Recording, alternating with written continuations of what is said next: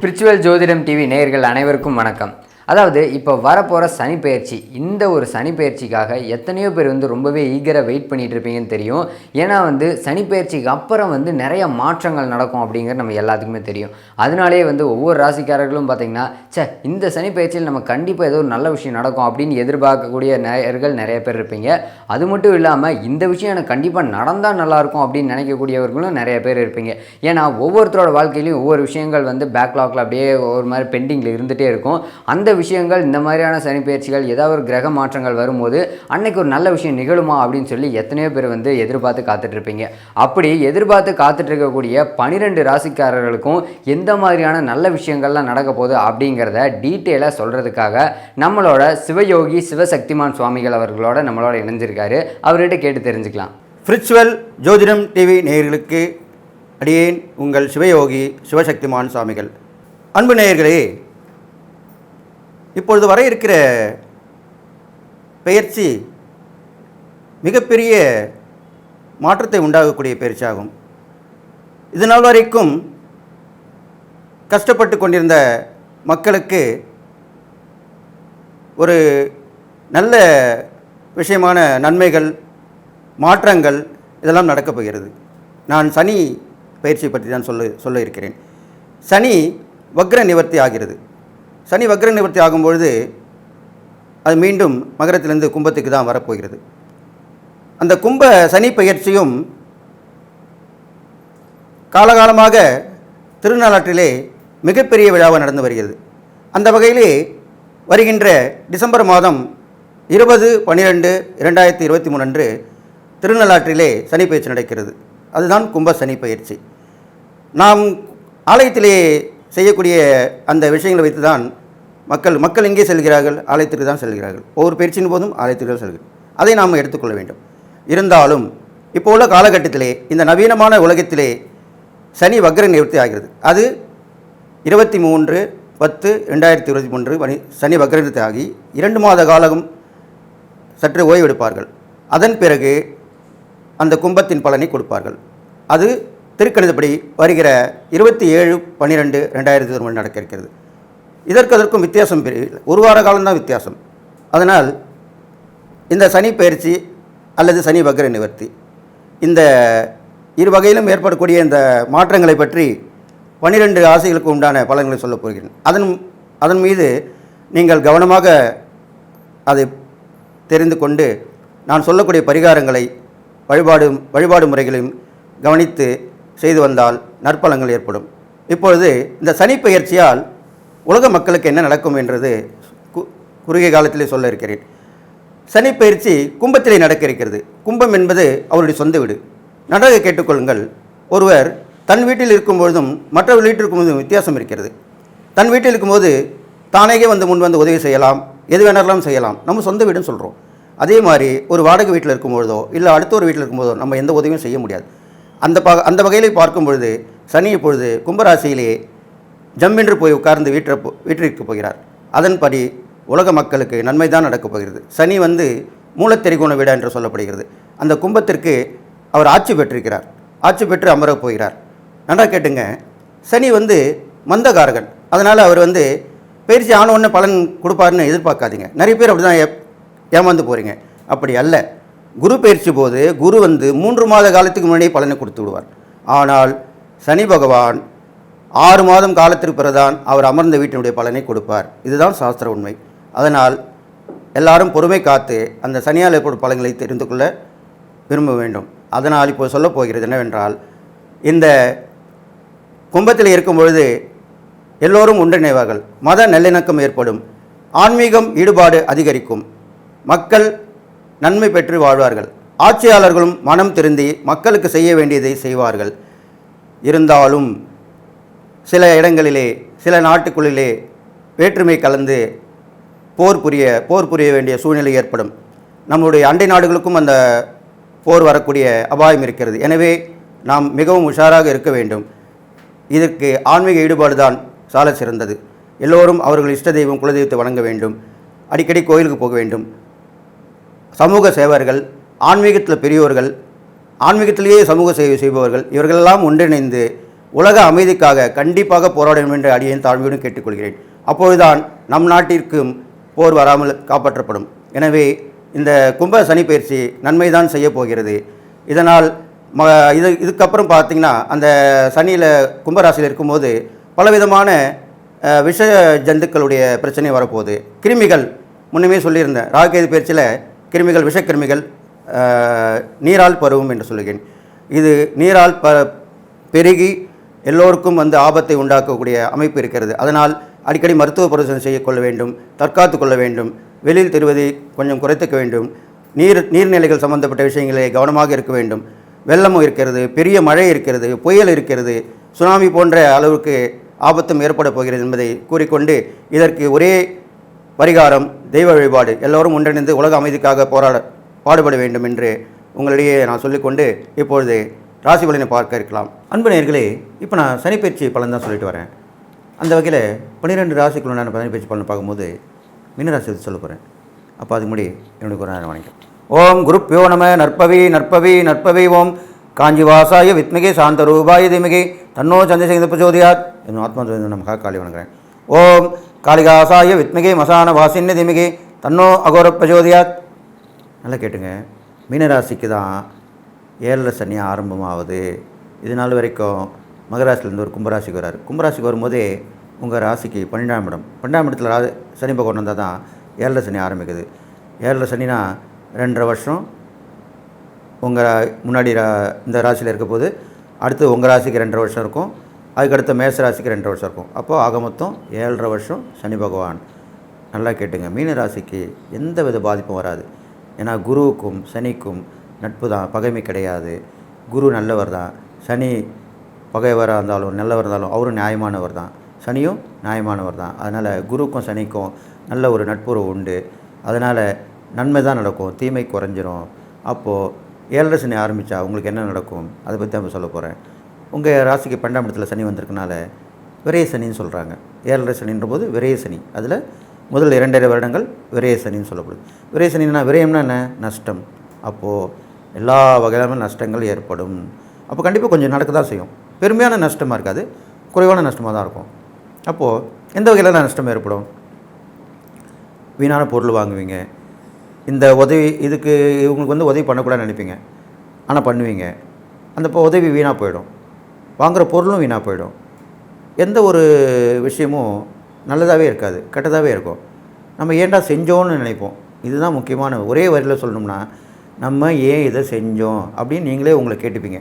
அதுதான் மீனராசிக்கு உண்டான மெயினான பலனாக தான். அப்போது இந்த விரைய சனி என்ன பண்ணுன்னு கேட்டிங்கன்னா, பல வகையில் நஷ்டங்களை ஏற்படுத்தணும். அப்போது நல்லா கேட்டுங்க, வீடு கட்டியிருப்பீங்க, வாஸ்து பார்த்து தான் கட்டியிருப்பீங்க, ஆனால் சில குறைகள் வந்திருக்கும். அப்போது ஒருத்தர் பார்ப்பார், ஐயோ கொஞ்சம் நெஞ்சம் குறையில நிறையவே இருக்கே, நீங்கள் எப்படி பார்த்து பண்ணீங்கன்றீங்க. அவர் பார்க்கலையா, சரியாக பார்க்கலையா, ஃபுல்லாக நீங்கள் இடிச்சிட்டு தான் கட்டணும் இப்படி சொல்லுவார். அப்போ தான் பார்ப்பீங்க, ஆஹா நம்மளுக்கு விரைய சனி வந்திருக்கு போலுக்கு, அதுதான் வீட்டையே இடிச்சிட்டு கட்டணும்னு சொல்கிறாரு இவர். அப்போது கலங்காதீங்க, அப்போ கண்டிப்பாக பாதிப்பு இல்லை. அதுக்குண்டான பரிகாரங்கள் இருக்குது, அது சிறந்த வாஸ்து நபர்களாக இருக்காங்க. அதுக்குண்டான இறை வழிபாடு பண்ணுங்கள், தெய்வ நம்பிக்கை ஓடி வைங்க. அப்போ உங்களுக்கு நல்ல ஆள் கிடைப்பாங்க. அவங்க பார்த்துட்டு வேணாம் இது சில பரிகாரம் பண்ணால் சரி பண்ணிக்கலாம் அப்படின்னு சொல்லுவாங்க. இது எப்படின்னாக்கா டாக்டர்கள் தான் கூட, ஹாஸ்பிட்டலில் கூட அப்படி தான். நீங்கள் என்ன பண்ணணுன்னு கேட்டிங்கன்னா, ஒரே ஹாஸ்பிட்டலு ஒரே டாக்டராக போய் விழுந்திங்கன்னா அப்படி தான் நடக்கும். நிறைய இடத்துல நானும் பார்த்துருக்கேன், கேட்டிருக்கேன். இதில் எனக்கு நிறைய அனுபவங்கள் உண்டு. ஏன்னா எனக்கு உறவில் நிறைய பேர் கூட நான் ஹாஸ்பிட்டலுக்கு போயிருக்கேன், அதனால் அங்கே தங்கியிருக்கேன், பார்த்துருக்கேன், எல்லாமே பண்ணியிருக்கேன். அவங்க பயமுறுத்துவாங்க, நல்லா கேட்டுங்க, பயமுறுத்துவாங்க. இது மாதிரி ஆகிடும், அது மாதிரி ஆகிடும், இது நீங்கள் பண்ணலாம் அப்படி ஆகிடும், இந்த ஆப்ரேஷன் பண்ணலாம் அப்படி ஆகிடும், இந்த மருந்து சாப்பிடலாம் அப்படி ஆகிடும், இப்படியே சொல்லுவாங்க. அப்போது என்ன நடக்கும்? அப்போ உங்களுக்கு பய உணர்வு வந்துடும். பய உணர்வு வந்துட்டால் நல்லா கேட்டுங்க, ஒரு நோயாளிக்கு நம்பிக்கை தான் கூட்டணும், அதுதான் நல்லது. அது ஜோதிடராக இருந்தாலும் சரி, மருத்துவராக இருந்தாலும் சரி, இந்த 2 விஷயமே தப்பு பண்ணுறாங்க. ஒரு சிலர் தான் சொல்ல வரேன், எல்லாருமே சொல்லலை. அப்போது பயமுறுத்தக்கூடாது. அவங்களுக்கு உண்டான வழியை காட்டணும்னா அவங்க கண்டிப்பாக அதுலேருந்து வெளியே வந்துடுவாங்க. அந்த பய உணர்வு கூடாது. அப்போது இந்த 7 சனி வந்தால் பயப்படக்கூடாது. நீங்கள் கண்டிப்பாக அதை மீறி வந்துடணும். நஷ்டங்களை சுபமாக ஆக்கிக்கணும், சுப செலவாக ஆக்கிக்கணும். ஒரு வீடு கட்டுங்க, ஒரு கல்யாணம் பண்ணுங்கள், ஒரு நல்ல விஷயங்கள் பண்ணுங்கள், அடிக்கடி ஃபங்க்ஷன் பண்ணிக்கிட்டே இருங்க, அதில் செலவு பண்ணுங்கள். ஃபங்க்ஷன் பண்ணால் கண்டிப்பாக மொய் காசு வரும் இல்லையா, அது உங்களுக்கு வருமானம் தானே. அது மாதிரி பண்ணுங்கள். எந்தெந்த ஃபங்க்ஷன் பண்ணலான்னு நினச்சி யோசனை பண்ணி பண்ணுங்கள். அப்போது விரயமாகாது, கண்டிப்பாக நல்லதாக நடக்கும். அதுலேயும் கூட நீங்கள் நல்ல ஆளாக பார்த்து செலக்ட் பண்ணுங்கள். ஒருத்தர் நல்லா கேட்டுங்க, ஒருத்தரே நம்பின்னு இருக்காது. அதுதான் சொல்ல வந்தேன். 4 இடத்துல விசாரிங்க, 4 பேரை பார்த்து பண்ணுங்கள். அது மாதிரி பண்ணும்போது பகுத்தறிந்து செஞ்சிங்கன்னா கண்டிப்பாக அந்த மீனராசிக்காரங்க அந்த விரை சனிலேருந்து நீங்கள் வெளியே வந்துடுவீங்க. 7.5 சனியில் இன்னும் என்னென்னலாம் நடக்கும்னா நடுத்தர மக்களுக்கு தான் சொல்லிட்டு வரேன். ஒன்றும் இல்லாதவங்களுக்கும் பணக்காரர்களுக்கும் இதனால் பாதிப்பு அவ்வளோ வராது. நகை நட்டு நல்லா கேட்டுங்க, நம்ம போட்டுக்க நகை நட்டு, அதாவது பணம் பேங்க்கில் இருக்கும். இந்த காலகட்டத்தில் 7.5 சனி ஆரம்பித்தோடனே செலவு மேலே செலவு வந்துக்கினே இருக்கும். நஷ்டங்கள் ஏற்படும் சொல்லியிருக்கேன் இல்லையா? செலவுக்கு மேலே செலவும் ஏற்படும். அதுதான் அந்த 7.5 சனியில் கொடுக்கும். அப்போ செலவு மேலே செலவு வந்தால் பணம் எடுத்து தண்ணி பணம் கரையும் இல்லையா? தண்ணியே கரையும். அப்போ என்ன பண்ணுவீங்க? யோசிப்பீங்க, பணம்லாம் தீர்ந்து போச்சுன்னா என்ன பண்ணுவீங்க? கடன் வாங்குவீங்க கைமாது. சரி, அதுவும் வாங்கிட்டீங்க, சில பேர்ட்டு இன்னும் வாங்க முடியாமல் இருக்கும். அப்போ என்ன பண்ணுவீங்க? அப்போது வீட்டில் இருக்கிற நகை நட்டை வச்சு தானே ஆகணும். பேங்க்கில் வைப்பீங்க, வட்டிக்கு சேர்த்துக்கிட்டு வைப்பீங்க, இந்த மாதிரிலாம் வைப்பீங்க.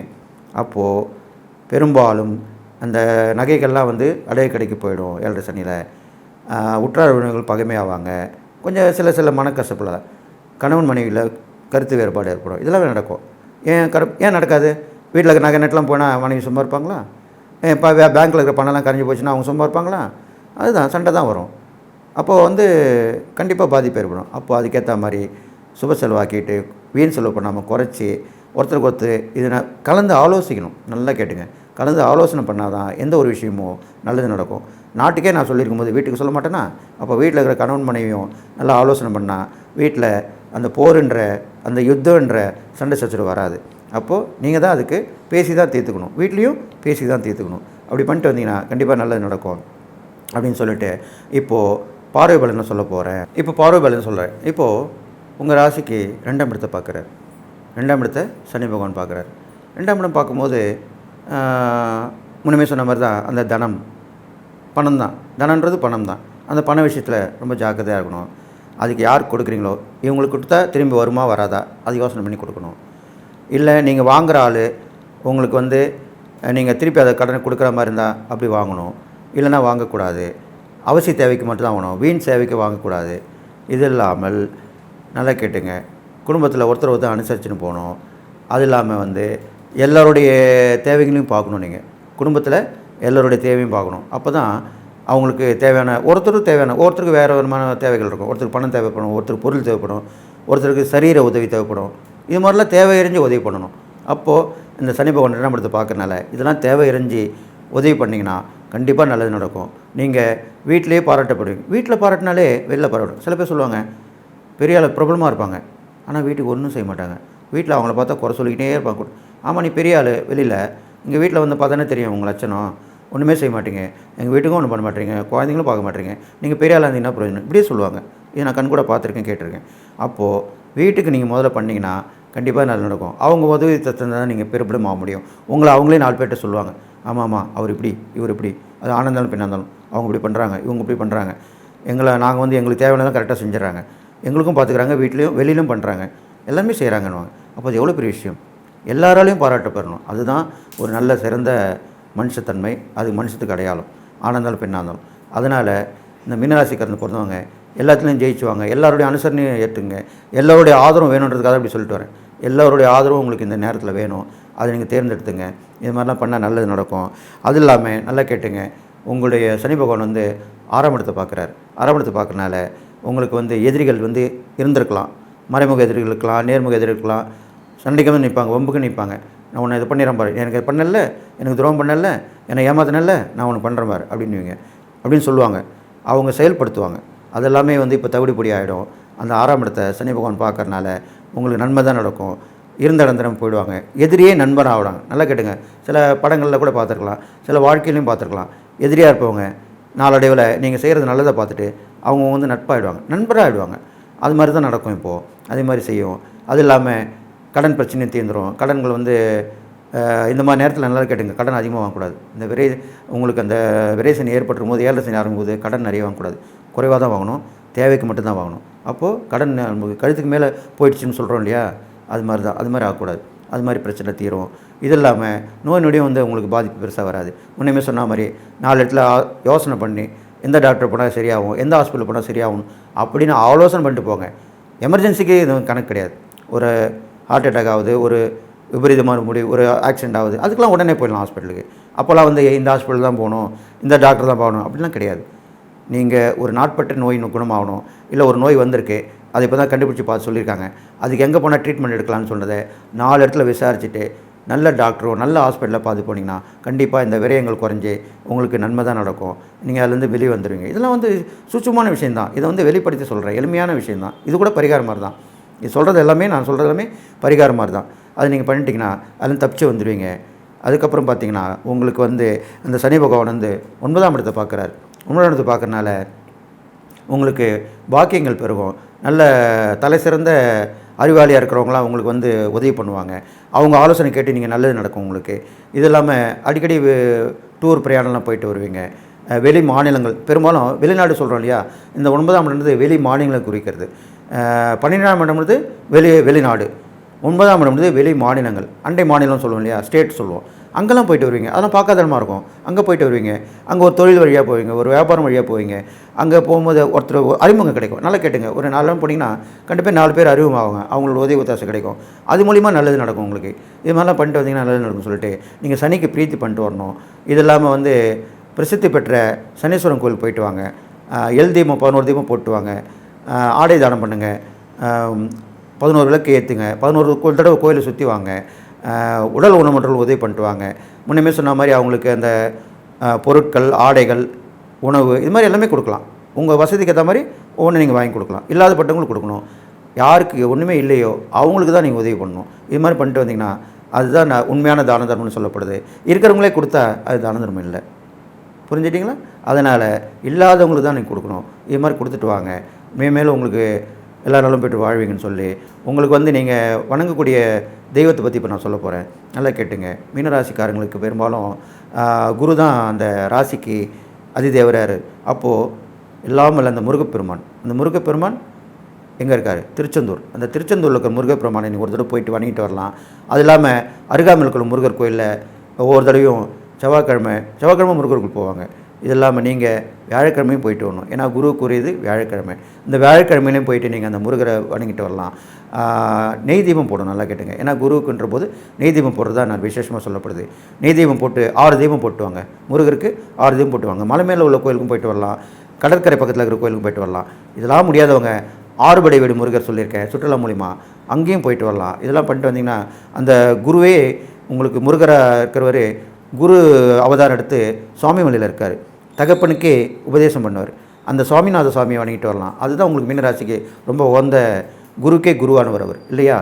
எப்பேற்பட்ட ஈசனுக்கே அவர் புத்தி சொன்னவர். அவர் தான் அந்த சுவாமி மலை இருக்கிற சுவாமிநாத சுவாமி.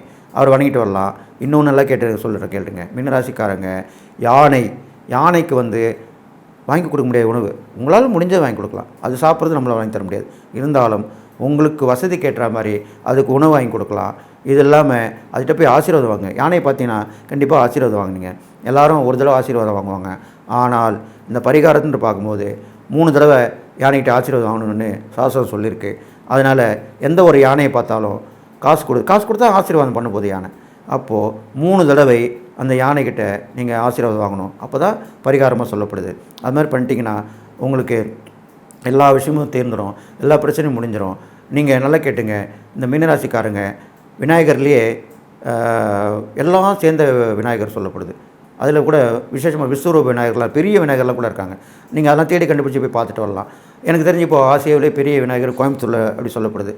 புளியக்குளன்ற இடத்துல இருக்கார் அந்த முந்தி விநாயகர் சொல்லப்படுது. அவர் நானும் போய் பார்த்துட்டு வந்தேன். பெரிய விநாயகர், ரொம்ப ஜெய்ஜாண்டிக்காக இருப்பார், கம்பீரமாக இருப்பார். அந்த விநாயகருக்கு வந்து அபிஷேகம்லாம் பண்ணுவாங்க. இப்போ யூடியூப்பில் கூட நிறைய வருது, அதை எடுத்து போடுறாங்க. அதில் கூட நீங்கள் பார்க்கலாம். போக முடியாதவங்களுக்கு சொல்கிறேன். போக முடிஞ்சவங்க அந்த முந்தி விநாயகர் என்ற பெரிய விநாயகர், ஆசியாவிலே பெரிய விநாயகர், அவர் போய் வணங்கிட்டு வாருங்க. உங்கள் துன்பம் எல்லாமே எல்லாம் காட்டாக பறந்து போயிடும். அதனால் உங்கள் சனி பயிற்சினால் உங்களுக்கு எந்த பாதிப்பு இருந்தாலும் அது கண்டிப்பாக விளைக்கிடும். நீங்கள் எல்லா நாளும் பெற்று வாழ்வீங்கன்னு சொல்லி வாழ்த்தி என்னுடைய உபாசனை மகாவாராகி வணங்குறேன்.